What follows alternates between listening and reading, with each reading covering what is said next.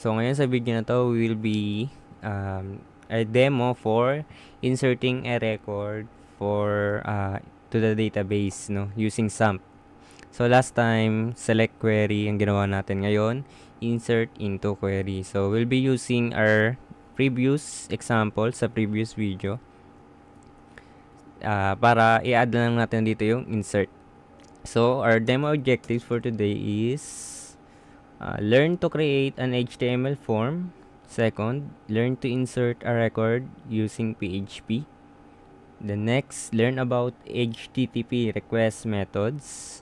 Then learn about iset function. Then third is learn about binding param for insert SQL statements. So first, gawin muna natin yung HTML form. So dito, sa panibagong PHP file tayo maggagawa ng form, no? So, gawa tayo dito. Insert na lang. Insert.php. Dito, HTML5. Dito, insert a user. Insert a user page. So next ay syempre gawa muna tayo ng heading. H1 insert a user. Insert user form.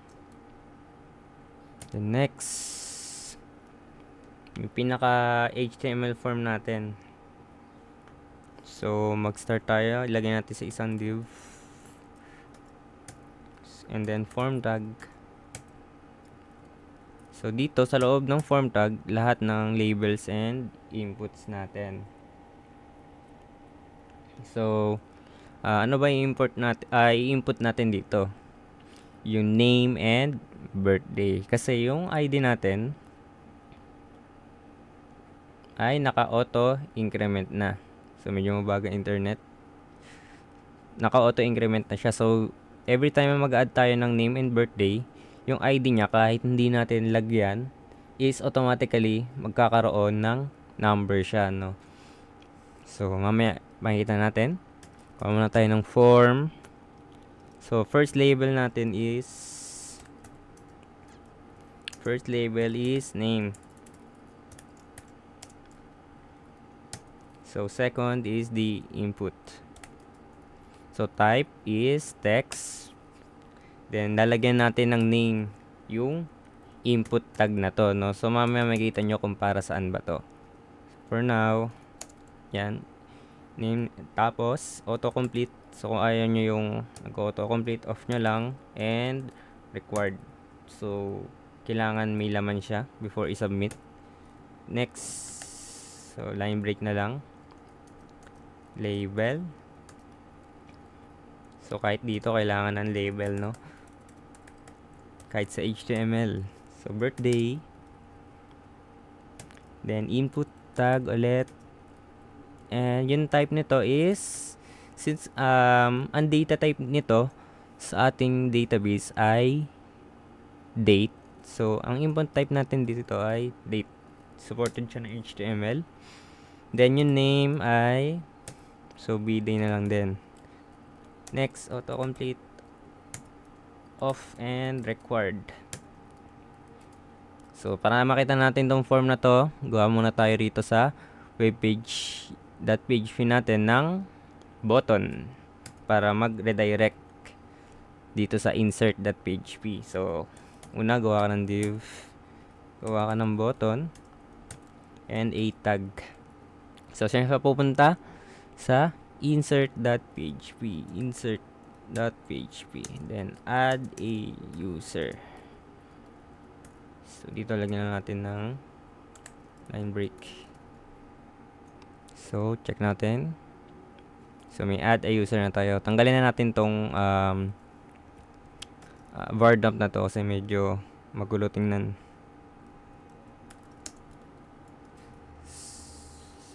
Yan, add a user. Pag kinlik mo to, punta ka sa insert.php na page.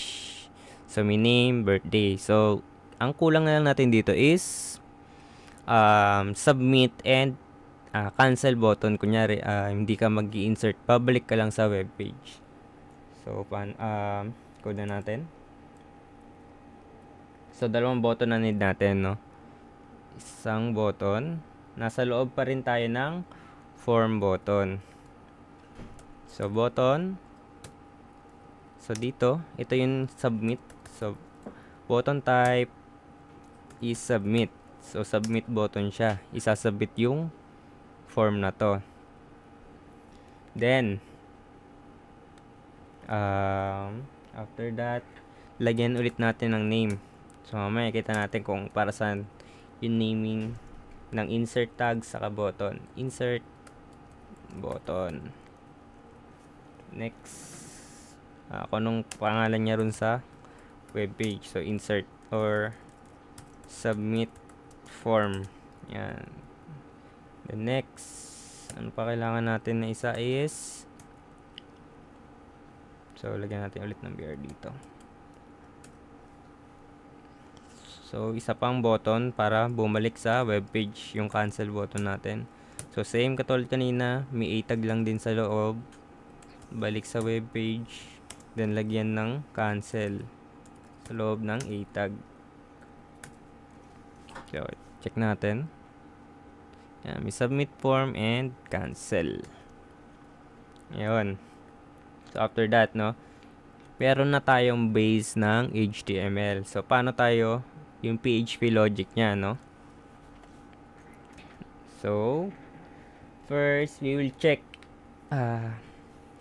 So, unang-una lagi natin yung connection PHP. Yung connection PHP file natin na nagko-connect sa database. Ano yon? Ito yon. Kailangan lagi yan. So, include. Keyword na include.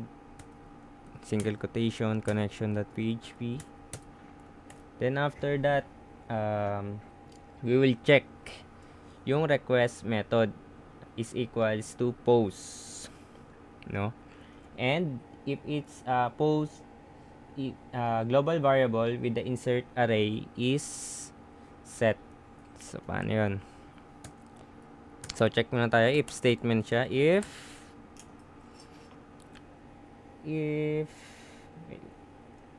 server. So, yung server is an global variable sa PHP inbuilt na yan. So, included to rin sa lecture natin na PHP introduction. So, meron siyang array na request method. May array siya na request method or key. Ngayon, kung ang value nito is post.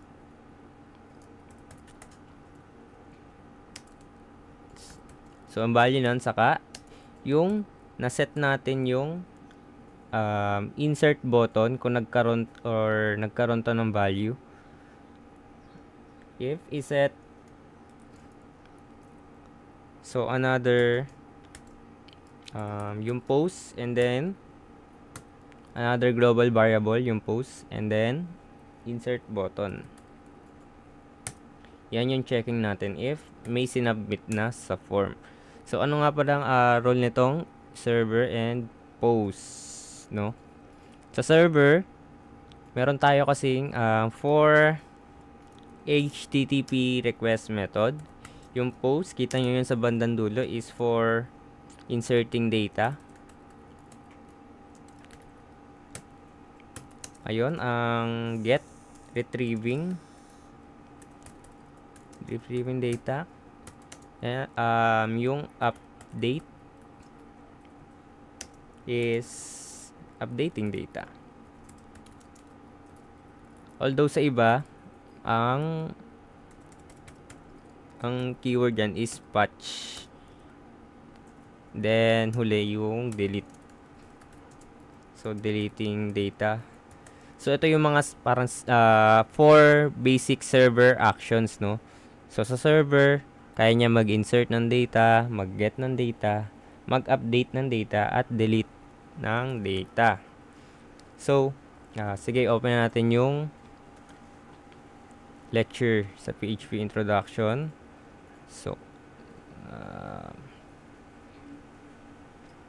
instruction ng materials.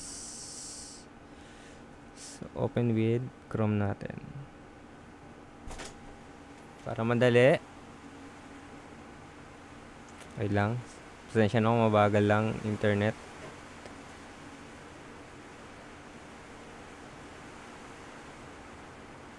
Mabagal. So, tingnan natin. So, save muna natin to. I-discuss natin itong post variable, no? So, every time na merong form sa HTML nyo, yung itong name na ng mga input tags nyo, yung name and bday, yung value na ilalagay ng user, yung ilalagay ritong text ng user or kahit anong value dyan, is mapupunta rito sa post variable.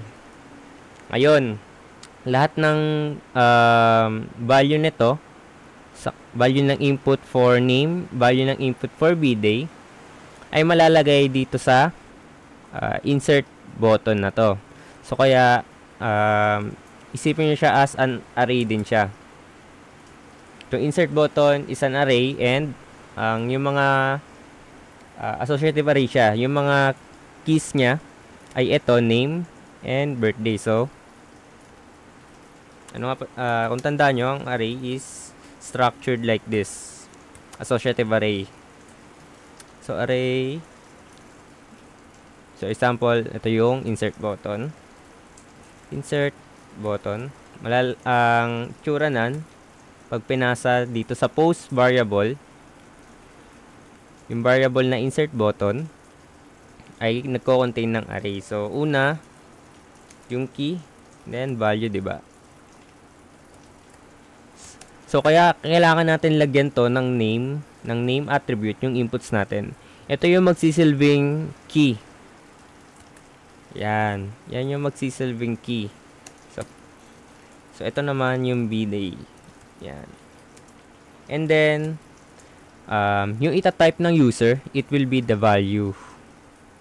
So, yan, value yan. Ngayon, this associative array na insert button ay malalagay sa isang post, malalagay siya sa post global variable. Sabihin ng global variable, accessible siya doon sa buong PHP. Kahit dito siya sa web page, accessible to. Itong post variable na to. Pati itong server request. So, nangyari nan, ma-append itong insert associative array dito. So, parang ganyan yung mangyayari. Ganyan. So, ito malalagay sa loob ng post associative, post global variable as an first index ng isang array. Parang ganun. So, para ma-retrieve natin itong values ng name and bday na in-insert through input,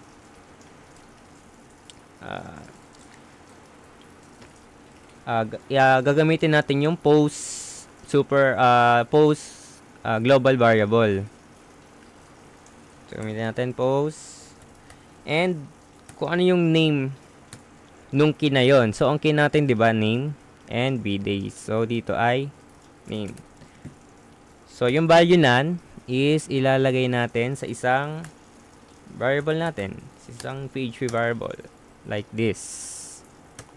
Then, next, yung variable bday, kukunin natin yung value niya sa post global variable na ang key ay bday. So, tandaan nyo yung key na to is yung ginagamit yung name ng input na to. So, initially, ang value ng input na yan ay wala. When a user input, kung ano yung tinype dito na text or yung date, yun yung magiging value ng input tag na to, no? So, by default, wala talaga siyang value pa. So after getting this the value of the user inputs sa name and bday variable, gagawa naman tayo ng SQL insert statement, no? SQL statement sa isang variable. So SQL ulit. So ano yung SQL statement natin dito? So insert into. Para mas madali, dito ka. So insert into. Yan. Sabi natin hindi natin kailangan na mag-insert sa ID kasi auto increment na siya. So insert, ang lalagyan lang natin is yung name and bday. So dito, burahin lang natin yung value 1. Tapos copy nyo lang and ilagay nyo dito. Tapos semicolon. Yan. So hindi pa yan nagtatapos, no? So dapat yung values nito ay yung name and bday. Ayun. Bakit hindi natin siya i-assign dito as ganon, no? Yung ilalagay yung name and bday. Bakit hindi ganon ang gagawin natin? So, kaya nandito yung role ng bind parameters, no? So, for security purposes, yung values nito is question mark muna. Ngayon, paano natin ilalagay dito sa question mark na to yung values? Yung values niyan, no? So, doon tayo gagamit ng bind params. Pero before that, gawa ka muna ng insert statement. Insert statement variable na ipe-prefer niya yung SQL na to. Yan. So, yung con variable natin is the PDO object na ginamit natin dito. So, double N, con. Then, yung prepare method. So, na-mention ko na to sa last video natin. Prepare, then yung SQL statement string. Ito. Yan. So, after i-prepare, diba sa web page natin, after nyo i-prepare, i-execute na. Here, iba-bind parameters pa natin siya. Gagamitin natin yung bind param. So, insert statement, gamitin natin yung method na bind param. Ngayon, dalawang parameter hinihingi nito. Yung isa is kung ano yung pang ilang instance siya dito ng question mark. So, pang unang instance siya sa unang gamit ng question mark. So, dito, sinabi natin 1. So, ito yun. Ano ilalagay nating data? Yung ilalagay natin data is yung name variable. Kung anong value ng name variable natin. The next, ang ilalagay naman natin data is sa birthday. So, importante na gagawin yung 2. So, 1 and 2. Ibig sabihin lang na yung nakalagay ditong values na question mark is kung pang ilan. So, ito sa pangunang question mark. So, 1. Ang ilalagay natin is yung name variable. Kasi ito yung unang minention nating column name dito. The next, sa pangalawa is yung birthday variable. Kasi, ito. Yun yung pangalawang dinefine natin dito na column name. So, ito yung table name and column name. Tapos kung ano yung values nun. So, yan. So, after natin may bind yung parameter. So, secured na yung insert natin. Hindi na siya basta-basta masisilip ng mga hacker. So, execute na natin. Ilalagay ulit natin sa isang variable na result. Then, equals yung insert statement na variable. Then, execute. Sorry, walang $sign. Execute method. Yan.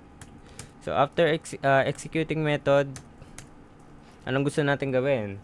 So, after natin ma-insert yung data, gusto natin makita, 'di ba? Kung na-insert natin. Ngayon, meron tayong ditong webpage.php.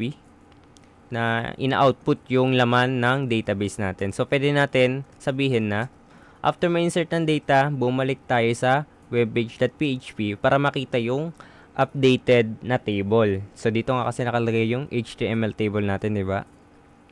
So, check natin. If statement ulit, kung mag-true yung result, ibig sabihin, successful yung pag-execute.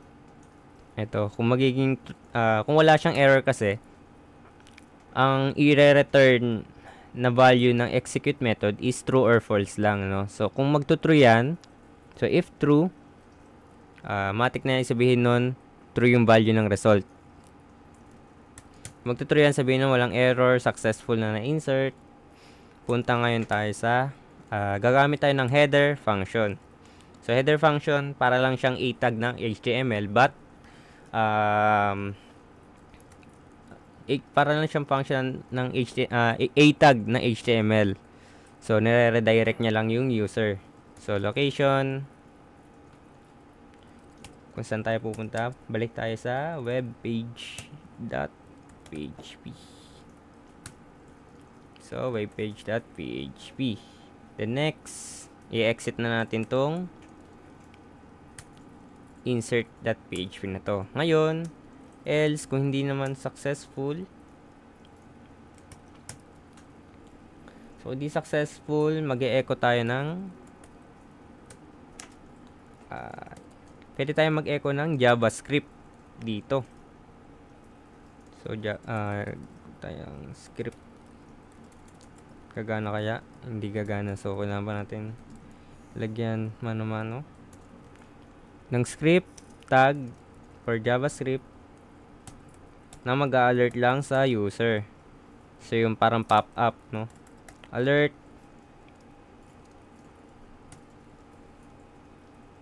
Failed